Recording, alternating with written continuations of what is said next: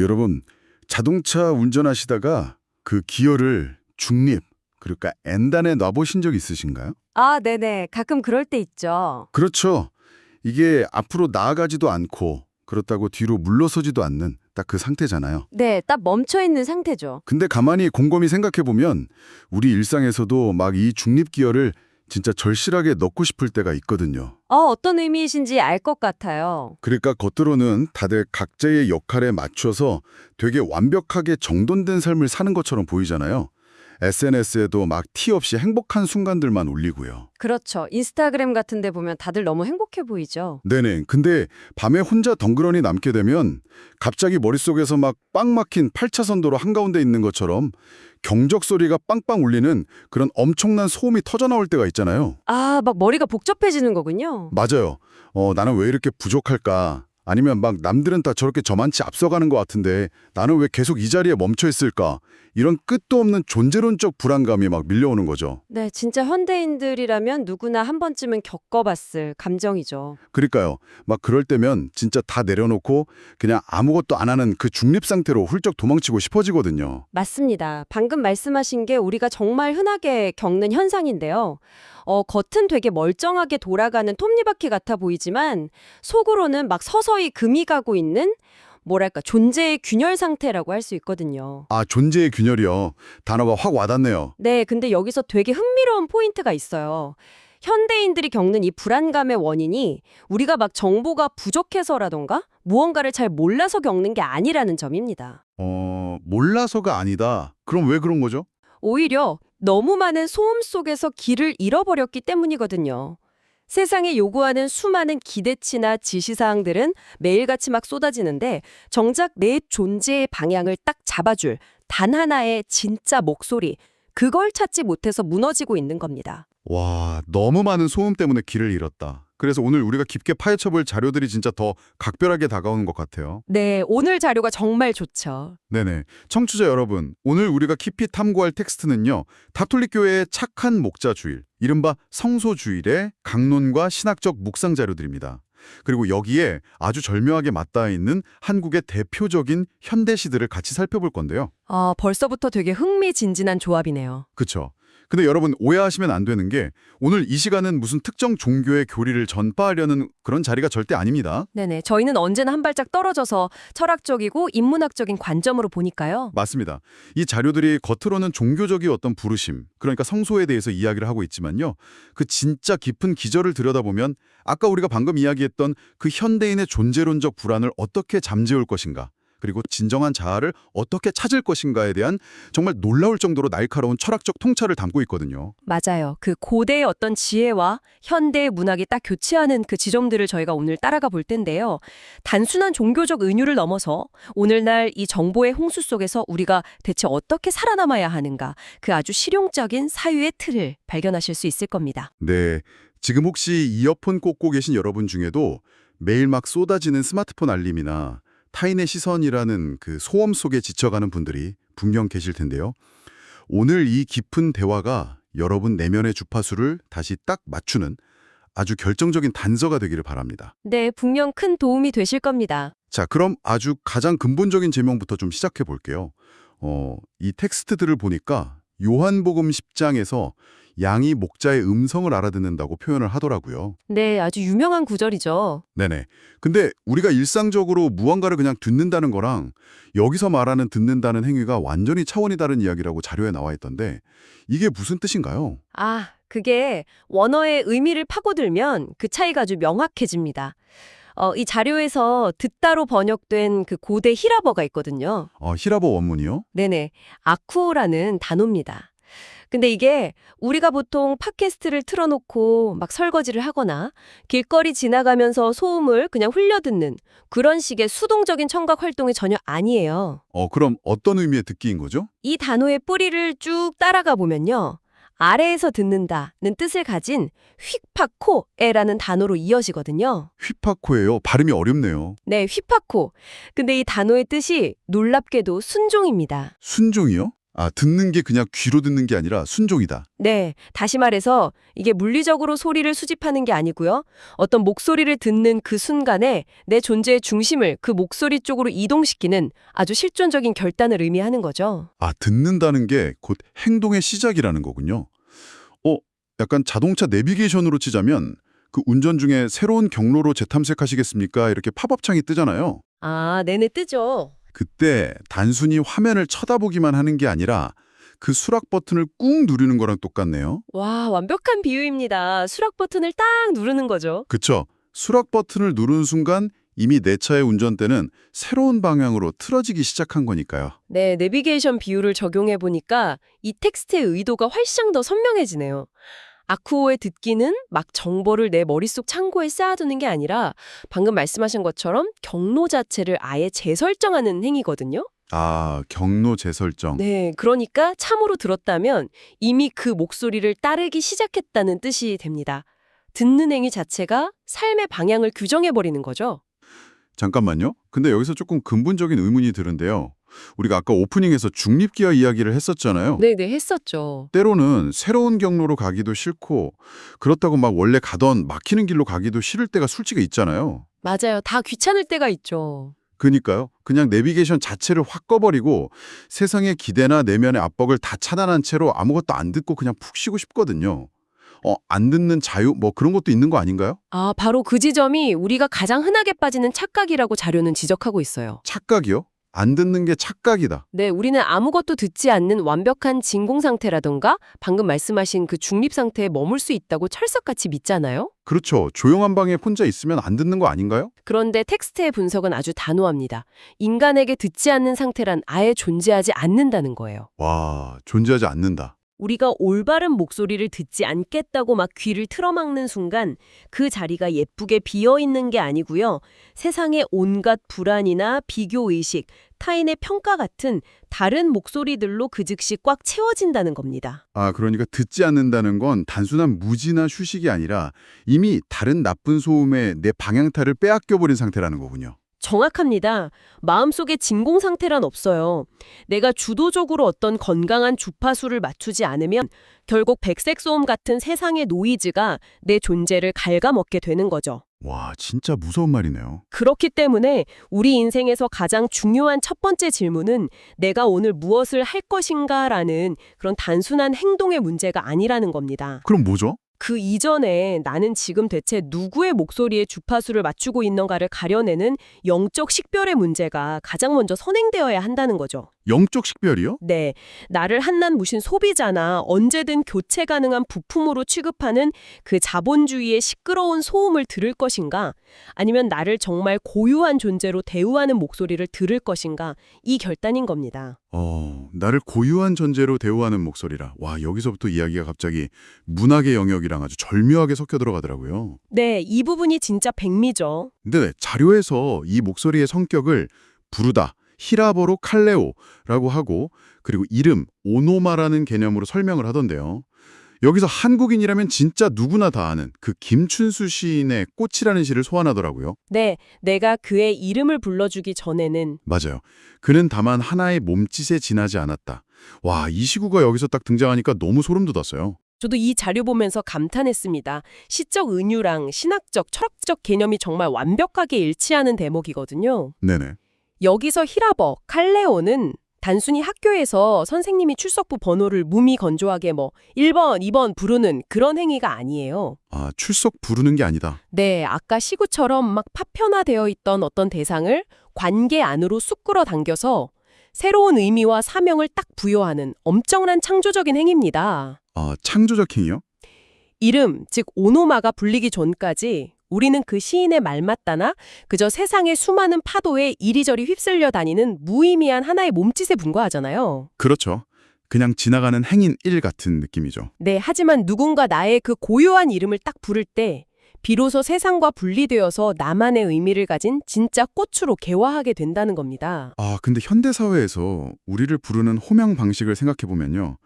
이 텍스트가 말하는 부르심이랑 너무 대조적이거든요. 아, 어떤 점에서 그렇게 느끼셨어요? 직장이나 사회에 나가면 우리는 내 진짜 이름보다는 막 김 과장님 아니면 뭐 유튜브 보면 구독자 여러분, 식당 가면 고객님. 이렇게 엄청 기능적인 타이틀로 허실로 많이 불리잖아요. 아, 네네. 매일 드는 호칭들이죠. 이건 나라는 어떤 고유한 우주를 부르는 게 아니라 그냥 그 자리에 당장 필요한 역할, 언제든지 다른 사람으로 대체 가능한 껍데기를 부르는 거 아닌가요? 맞아요. 아주 날카로운 지적이십니다.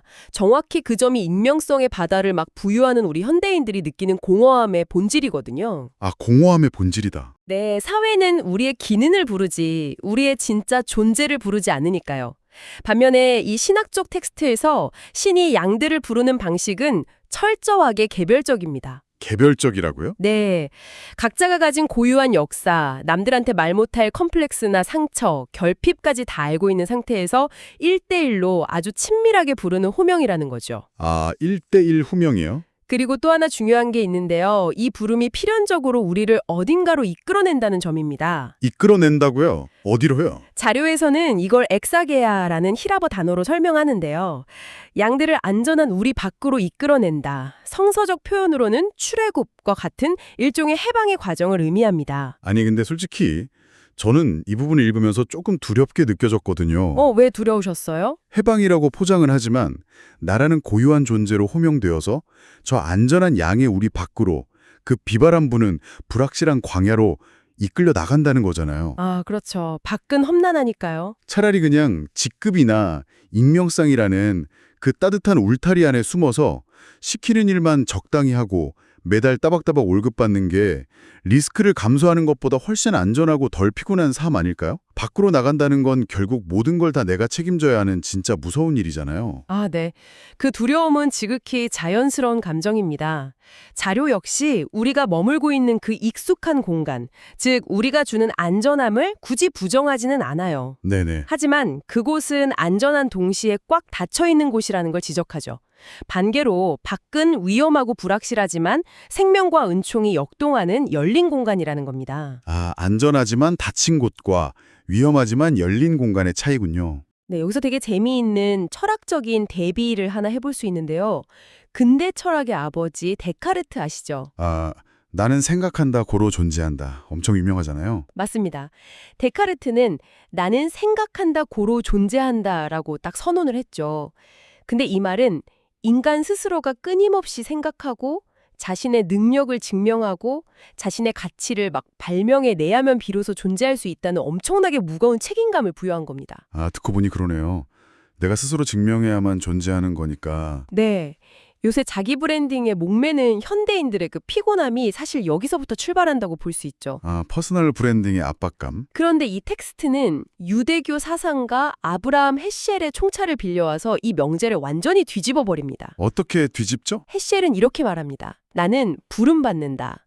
그러므로 존재한다. 와, 나는 부름받는다, 그러므로 존재한다. 이거 진짜 충격적인 문장인데요. 그렇죠. 데카르트랑은 완전히 반대되는 방향이죠. 그러니까 내가 막 아등바등 나를 증명하고 막 기획하고 포장해야만 살아남을 수 있는 게 아니라 이미 누군가 나를 불러주었기 때문에 내 존재 가치가 성립되었다는 거잖아요. 네, 정확합니다.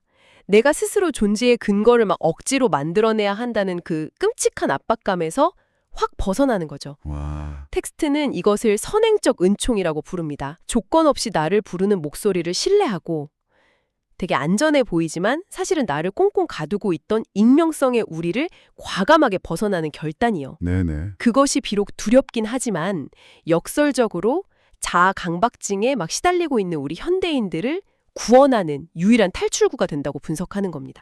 내가 내 가치를 증명하기 전에 이미 불렸다는 그 감각 자체가 진짜 엄청난 위로가 되네요. 정말 큰 위로죠. 네. 근데 또 제가 현실적인 딴지를 하나 안 걸 수가 없습니다. 네, 말씀해 보시죠. 아까 이름이 불리고 밖으로 용기 있게 딱 나갔다고 해서 모든 게 막 디즈니 영화처럼 마법같이 아름답게 풀리는 건 아니잖아요. 아유, 현실은 절대 그렇지 않죠. 그쵸. 텍스트에서도 도종환 시인의 흔들림에 피는 꽃, 그리고 서정주 시인의 국화옆에서를 딱 인용하면서 시련과 고통을 이야기하더라고요. 네, 아주 중요한 대목입니다. 단 1분 만에 전자레인지에서 땡 하고 꺼내는 즉석식품처럼 막 성장의 단번에 이루어지는 게 아니라 아주 오랜 시간 뚝배기에서 푹푹 끓여지는 그런 지난한 시련의 과정을 반드시 거쳐야 한다는 거잖아요. 맞습니다. 그 지점이 이 자료들이 섣부르게 어떤 값싼 긍정주의를 남발하지 않는 이유이기도 해요. 도종환 시인이 흔들리지 않고 피는 꽃이 어디 있으랴라고 했듯이 참된 자아로 가는 여정, 즉 그 성소의 길에는 필연적으로 고통과 흔들림, 그리고 아주 긴 시간이 수반됩니다. 근데 저기요, 우리 인간의 본능이라는 건 일단 고통을 최대한 피하는 거잖아요. 네네, 당연히 피하고 싶죠. 막 시련을 겪으면 내가 지금 길을 잘못 들었나? 내가 뭔가 크게 실패했나? 하면서 엄청 자책하게 되고요. 근데 이 자료들을 보면 시련이나 흔들림을 단순한 인생의 낭비나 실패를 보지 않던데 그 메커니즘이 구체적으로 어떻게 작동하는 건가요? 그 바오로 사도가 로마서에서 남긴 아주 유명한 구절이 있는데요. 그게 이 메커니즘을 정말 잘 설명해 줍니다. 환난은 인내를, 인내는 수양을, 수양은 희망을 이룹니다. 이 구절이요. 환란이 희망이 된다고요? 네, 여기서 고통은 그냥 이익과 깨물고 막 억지로 버텨야 하는 재수 없는 불운이 아니라는 거예요. 흔들림은 존재가 파괴되고 무너지는 과정이 아니라 오히려 내 안에 잘못된 가짜 자아의 껍질이 막 벗겨지고 진짜 자아가 단단하게 형성되는 아주 필수적인 재료라는 뜻입니다. 가짜 자아의 껍질이 벗겨진다.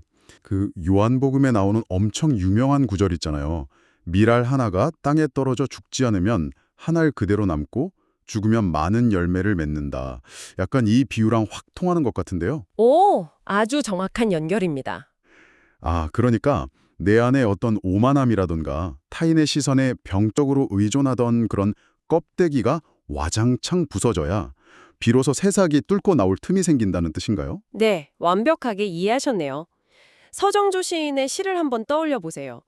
국화 한 송이를 피우기 위해서 소쩍새가 봄부터 그렇게 울고 먹구름 속에서 막 천둥이 치고 차가운 무서리가 내려야 했잖아요. 그렇죠. 이 시련들은 국화를 막 괴롭히고 꺾으려는 공격이 절대로 아니라는 겁니다. 국화가 진짜 국화다워지기 위해서 반드시 통과해야만 하는 계절의 역사인 거죠. 계절의 역사다. 네, 즉 즉각적인 결과나 가성비, 효율성만을 따지는 이 조급한 현대사회의 시간관으로는 솔직히 도저히 이해할 수 없는 궤도죠. 그렇죠. 현대사회는 너무 빠르니까요. 하지만 고통을 무조건 회피해야 할 대상이 아니라 내 존재를 변형시키고 성숙시키는 도구로 온전히 받아들일 때 우리의 가장 아픈 약점과 상처마저도 성숙을 향한 강력한 에너지가 된다는 겁니다. 비바람을 맞고 천둥을 견뎌내면서 자아가 단련된다는 건 이제 알겠습니다. 자, 그렇게 마침내 진짜 꽃이 되었습니다. 네, 꽃이 피었죠. 근데 도대체 어떤 꽃으로 피어나는가가 사실 가장 큰 문제잖아요. 그게 핵심이죠. 어떤 방향으로 피어나는가? 자료를 보면 여기서 최민순 신부의 두매꽃 그리고 유익종의 노래 들꽃 이 두 가지를 딱 가져와서 이 기나긴 여정의 궁극적인 목적지를 제시하더라고요. 네, 흥미롭게도 이 텍스트는 여기서 김소월 시인의 산효화랑 명확하게 선을 그어버립니다. 산효하여. 산에는 꽃피네 그 시 말씀이시죠? 맞습니다. 산효화가 그저 계절이 바뀌면 맹목적인 자연의 순환에 따라서 무심하게 피고 지는 고립된 존재를 상징한다면요. 부름을 받고 피어난 꽃은 완전히 다릅니다. 철저하게 타자, 즉 신과 이웃을 향해서 피어난다는 점을 강조하거든요. 유익종의 들꽃 가사에 나오는 나 그대만을 위해서 피어난 존재. 딱 이거군요. 네네. 누군가를 향해 있다는 거죠. 근데 최민순 신부의 두매꽃을 보면 솔직히 조금 극단적이라는 생각도 들어요. 왜 극단적이라고 느끼셨어요? 가사를 보면 벌, 나비 그림자도 비치지 않는 엄청난 첩첩산 중에 꽁꽁 숨어서 오직 하늘만 본다면 평생 그렇게 관객 없이 숨어 피고 싶다 이렇게 노래하거든요. 은폐성을 강조하는 부분이죠? 네, 근데 이 부분은 솔직히 말해서 현대인들에게 납득하기가 진짜 어렵습니다. 아무도 알아주지 않는 깊은 산골짜기에 숨어서 피는 게 대체 무슨 소용입니까? 요새 같은 자기 PR 시대에 조회수도 0, 좋아요도 0개인 삶이라면 그거 솔직히 세상에서 잊혀지고 소외된 사람들의 어떤 정신승리 그런 거 아닌가요? 와, 아주 예리하고 도발적인 반론입니다. 그리고 바로 그 지점이 이 자료들이 현대 자본주의 사회 한복판에 냅다 던지는 가장 날카로운 비판이기도 해요. 오히려 그게 비판의 핵심이다. 네, 우리는 끊임없이 자신의 가치를 타인의 시선과 사회적 인정이라는 어떤 주식시장에 계속 상장시키려고 하잖아요. 그쵸. 맨날 좋아요 수 확인하고 맞아요. 좋아요 수가 막 올라가면 내 가치도 덩달아 올라가는 것 같고, 무관심해지면 내 존재마저 막 희미하게 사라지는 것처럼 느끼죠. 하지만 이 텍스트는 아주 강하게 선언합니다. 우리 존재의 진짜 가치는 그런 휘발성 강하고 되게 변덕스러운 타인의 시선에 의해서 절대 결정되지 않는다고요. 아, 사람들의 변덕스러운 시선 대신에 절대로 변하지 않는 어떤 절대적인 기준이 따로 있다는 건가요? 그렇습니다. 성소의 삶이라는 건 타인에게 보여지기 위해서 존재하는 게 아닙니다. 이미 절대자에게 온전히 사랑받기 위해 존재한다는 아주 깊은 확신에서 출발하는 거거든요. 보여지기가 아니라 사랑받기 위해서? 네, 타인의 인정을 막 구걸하면서 끊임없이 자기 자신을 증명해야 하는 그 엄청나게 무거운 짐을 탁 내려놓을 때 우리는 비로소 진짜 자유를 경험하게 됩니다. 굳이 막 화려한 온실 속에서 사람들의 시선을 한몸에 받는 장미가 될 필요 없이 저 첩첩선 중에 수수한 두매꽃으로도 완벽하게 충만할 수 있다는 엄청난 역설이죠. 와, 결국 성공이냐 실패냐의 잣대가 아니라 나를 처음 불렀던 그 목소리를 향해서 내가 얼마나 충실하게 피어 있는가의 문제라는 겁니다. 와, 타인의 평가표를 쫙 찢어버릴 때 찾아오는 진짜 자유라. 그 은폐성의 철학이 묘하게 막 가슴을 뻥 뚫리게 하는 해당감을 주네요. 네, 정말 엄청난 자유죠. 자, 그렇다면 이제 진짜 여정의 끝에 다다랐는데요. 그 수많은 소음 속에서 진짜 목소리를 턱 듣고 나만의 이름으로 호명되고 두려움을 이기고 밖으로 나가서 온갖 시련을 견디며 타자를 향해 피어나는 삶. 이 모든 수고로운 과정을 다 거친 최종 결과물은 대체 무엇입니까? 그냥 막 남들보다 조금 더 착하고 도덕적인 훌륭한 시민이 되는 게 전부인가요? 아유, 텍스트가 지목하는 도착지는 그런 밋밋하고 교훈적인 윤리적 개선 정도가 아닙니다. 훨씬 더 역동적이고 완전히 차원이 다른 상태를 말하거든요. 오, 어떤 상태죠? 자료는 여기서 요한복음 10장 10절을 인용합니다. 나는 양들이 생명을 얻고 또 얻어 넘치게 하려고 왔다. 생명을 넘치게 하려고 왔다? 네, 여기서 한국어로 생명이라고 번역된 단어의 고대 히라바 원문을 꼭 주목해야 하는데요. 이게 단순히 우리가 호흡을 이어가고 심장이 콩닥콩닥 뛰는 생물학적 생존 상태를 뜻하는 비오스가 아닙니다. 아, 비오스가 아니다. 그럼 뭐죠? 하느님의 생명력 그 자체 결코 시들지 않고 영원히 약동하면 참 생명인 조회를 의미합니다. 비오스와 조회. 와, 이 두 단어의 차이가 진짜 확 와닿네요.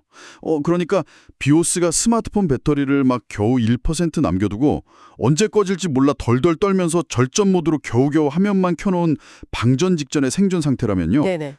조회는 배터리가 100% 꽉꽉 차 있고 거기다 5G 통신망에 아주 완벽하게 연결되어서 그 어떤 무거운 앱들도 끊김없이 마음껏 팡팡 실행할 수 있는 엄청나게 충만한 상태라는 거군요. 와, 그 배터리 비유 진짜 완벽하네요. 그걸 조금 더 확장해 보면요. 조회는 단순히 배터리가 100%라는 용량의 문제만을 말하는 게 아닙니다.